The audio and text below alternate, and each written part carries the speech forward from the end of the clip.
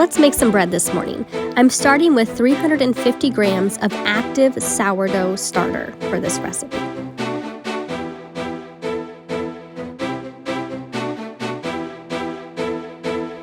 Next, add 17 grams of butter or oil. And then we're going to do 20 grams of honey or sugar. Then add 6 grams of salt.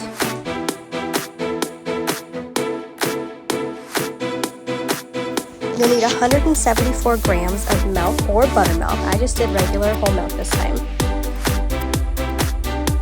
Then you're going to start with 336 grams of all-purpose unbleached flour. You may need to add more, I do. And then it's time to mix.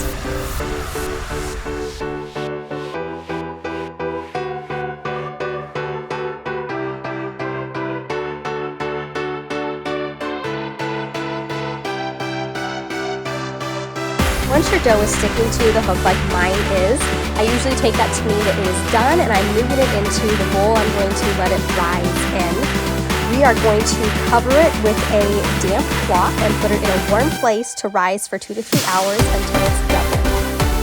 Once your dough has done its first rise, you're going to go ahead and grease your loaf pan, or you can put parchment paper in it. And then you're going to get your dough out. You can see that mine rose very, very well. Now this is a double batch that I did. The ingredients I gave you is for a single. So if you just want to do a single batch, the ingredients will work for that. So I'm going to split mine in half, and then I'm going to form it into the log that I need. I'm using just a little bit of olive oil here because my dough is still fairly wet and I didn't feel like adding more flour, so I'm just going to kind of stretch it out a little bit and use that olive oil just to keep it from sticking to my hands and to my counter space.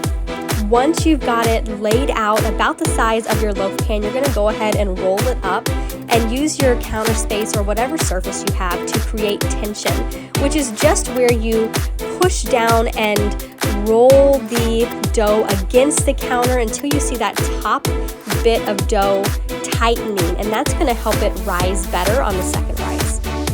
As I said, I'm doing dinner rolls with the second bit, and I just kind of threw them on there. I didn't measure it. We're going to cover both of these with a damp rag again for about 2 more hours until they're doubled.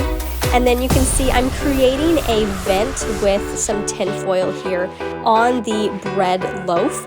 Sometimes I can get a second bread loaf to fit on top, but I didn't think it would work this time. So it's just got a nice little pocket of air up there, and we're going to put both of these into the oven at 375. After 15 minutes, my rolls were done, so I pulled them out and put some butter on top. You want them to have a nice golden crust, and they are going to be absolutely delicious, light and fluffy. They are definitely a favorite for us for dinner time. I cooked the bread covered for 20 minutes and then did an internal temperature check. You want it to be 180 degrees. After that, I put it back in the oven, left it uncovered, and checked again every 10 minutes until it reached that 180. It ended up with this beautiful golden top, which I buttered and was so delicious.